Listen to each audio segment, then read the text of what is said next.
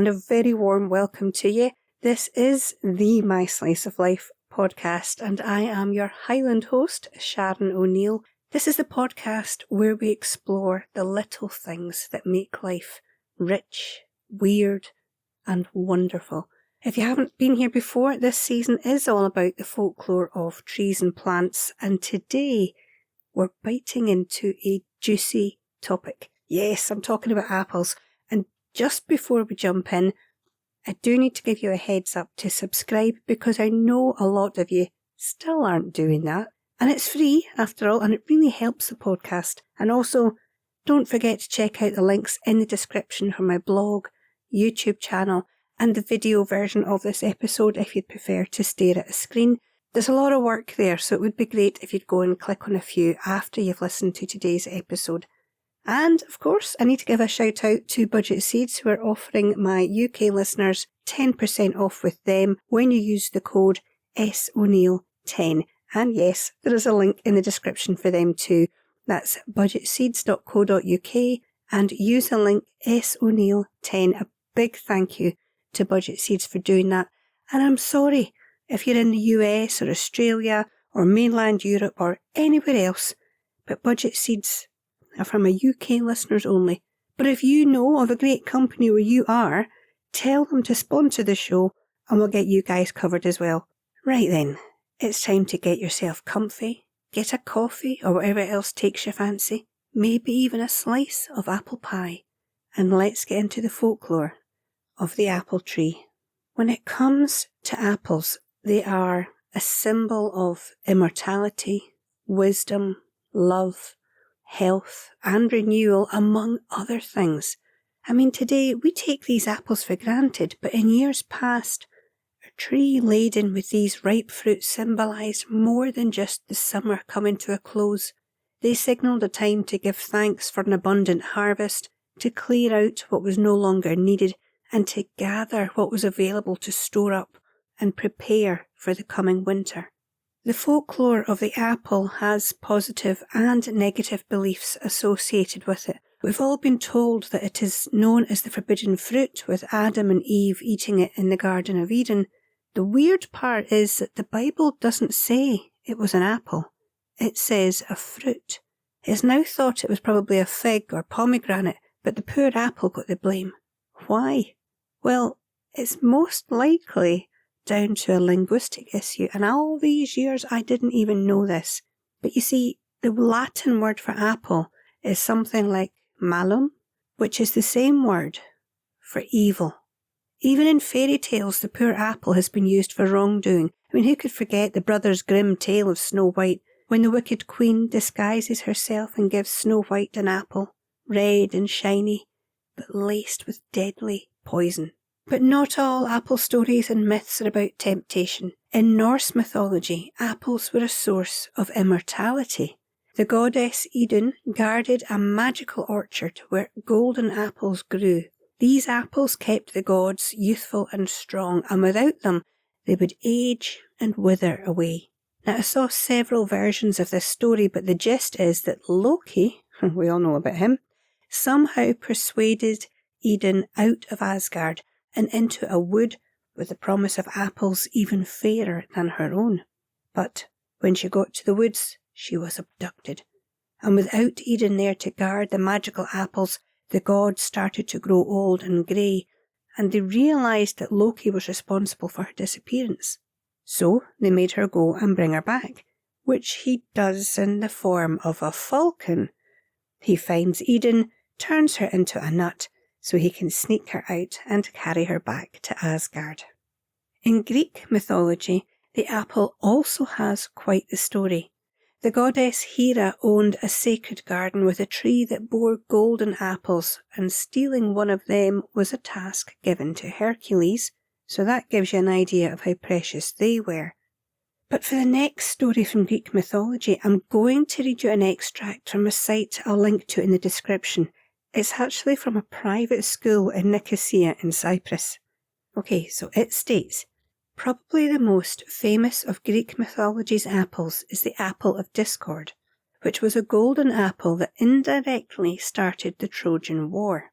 Eris, the goddess of discord, had not been invited to the wedding of Peleus and the sea nymph Thetis. She became enraged, stormed into the wedding feast, and threw a golden apple onto the table, professing that it belonged to whomever was fairest, with an inscription saying such on it. The goddesses Hera, Athena, and Aphrodite all reached for the fruit. Zeus decided that the fairest man alive, Paris of Troy, would be the judge of the contest and determine who received the fruit. Hera promised him power if he picked her. Athena promised him wealth, and Aphrodite promised him the most beautiful woman alive. He chose Aphrodite to receive the apple, and she told him that Helen of Sparta would be his wife. Unfortunately, Helen was already the wife of King Menelaus, and thus sparked the famous Trojan War. End quote. So there you go, a war because of an apple. And apologies for some of the pronunciation there. I do my best with the Greek, but it's not exactly my first language. Now, when I was doing some reading for this episode, I discovered that apples were important to just about every group of people throughout time for one reason or another. The Celts, for example, also held the apple tree in high regard. In Celtic mythology, apples were often linked to the other world, a realm of eternal youth and beauty. Consuming these mythical apples granted immortality and eternal happiness. So just like with the Norse mythology, apples can make you live forever. Makes you wonder if the old saying, an apple a day keeps the doctor away, has more to it than just keeping you healthy. It didn't stop at eating the apples, however, as the Druids, the spiritual leaders of the Celts, believed that wands made from apple tree wood held great magical power because of it being seen as a gateway to the other world. They believed that as well as granting immortality, apple trees were also a way to receive divine wisdom. I found a bit about the Celts and their beliefs about apples in an unusual source, and I want to share it with you. It's actually on a website for a distillery, House of Apple J, and here's a bit from their site that I liked. In stories of the other world, apples often appear as the food of the gods or the Fae, magical beings who dwell in this realm. These stories reflect the belief that apples held the power to transcend the limitations of mortality, offering a glimpse into the infinite mysteries of existence. The other world was not a place of death in the way we might imagine it today, but rather a realm where life continued in an idealized, magical state. Apples, as fruits of this other world, were a means of crossing over, of tapping into the eternal energies that flow through both the human and divine worlds. The apple's place in Celtic mythology is rich with layers of symbolism and meaning, whether representing immortality, knowledge, or the connection between the mortal world and the other world. The apple was considered a sacred and powerful symbol by the Celts. It is a fruit of mystery and magic, a gift from the gods that has held its place in the stories and traditions of Celtic culture for centuries. End quote. I just really liked how they explained the whole thing, so I wanted to share that. Moving on though, the Isle of Avalon, the legendary place where King Arthur was taken after his last battle, is literally translated to mean the Isle of Apples. It was believed that apples there had magical healing properties, and those who ate them would, you guessed it, live forever. Now in English folklore there is a very famous figure when it comes to the apple tree. He's a fae spirit and is called the Apple Tree Man. This spirit resides in the oldest apple tree in an orchard, and whether the apples will bear fruit or not is all down to the Apple Tree Man. And apples, like so many of the trees and plants I've covered this season, were also often linked to witches and fairies, not just the Apple Tree Man. In some British folk tales, cutting an apple in half revealed a star-shaped pattern in the seeds, believed to be a sign of hidden magic.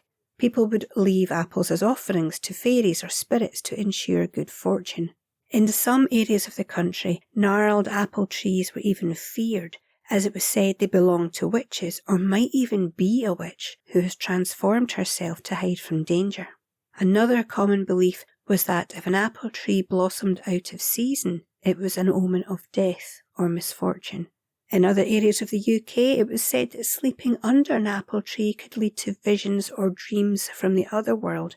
I did see somewhere they were saying that you could actually be taken to the land of the Fae, and we've heard that before, haven't we? So a lot of these trees seem to have various beliefs and superstitions in common.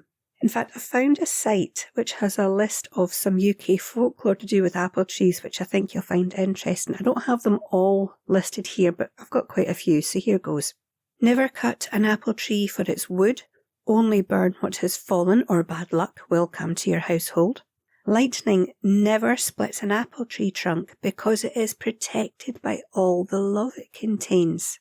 Plant an apple tree near your home to protect against lightning and to keep love in the household. In Guernsey, they believed that watering the apple trees with urine made the apples sweeter. Yeah, you crack on. I'm not going to start peeing around my apple trees. If the first apple from a young tree is eaten by a woman who has had many children, then the tree would also have many fruitful seasons. Imagine if you went up to a pregnant woman and said, "Oh, I see you're having a fruitful season." Just, crossed my mind. Anyway, in Devon, apples were never picked during the waning moon, when it was getting smaller, in case the apples shrumped up. I take it that means shriveled up. Dreaming about apples foretold a long life. Again, that linked to that, not so much immortality, but at least a long life. Apple blossom was never taken inside, since it would bring sickness on the house. And finally, to make a spell, cut the apple in half and put the spell in the middle. Bury the fruit, and when it rots into the ground, the spell comes true. In fact, apples were used a lot in spells and even for predicting the future. They were used a lot at Halloween, not pumpkins. It was apples. If you think about it, we didn't really have pumpkins and do the whole pumpkin thing here in the UK until fairly recently. It was always an American thing. And yet there is that old saying, if America sneezes, the UK catches the cold. So we do tend to follow them in a lot of things. But here, apples were used at Halloween for all sorts of things, and one practice was actually for divination. The idea was that you would peel an apple in an unbroken strip, and you throw it over your shoulder, and the shape that it shows would form the initial of your next lover. Notice it says next lover and not your true love, so, I'm just wanting to point that out.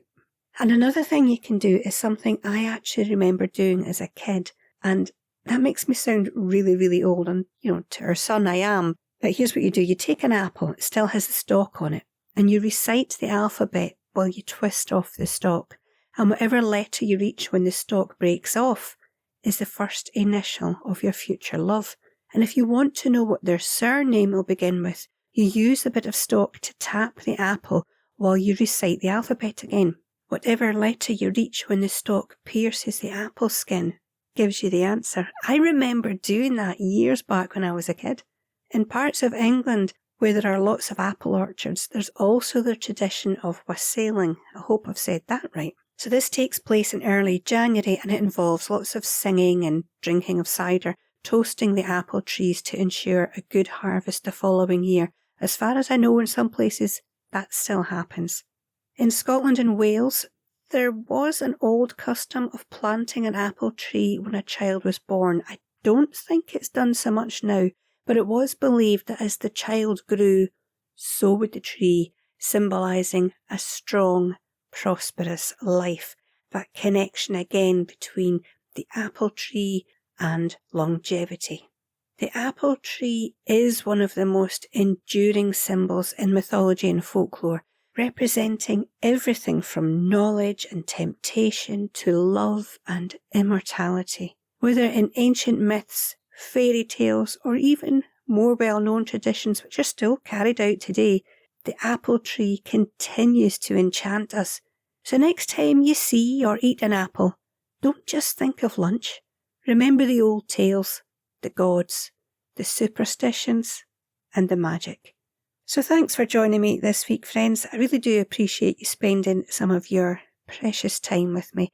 If you enjoyed this episode, please share it, give it a thumbs up, leave a lovely comment, especially if you've got another bit of folklore that I haven't covered. I will be back next week with another folklore episode, but until then, you take care of your wee self.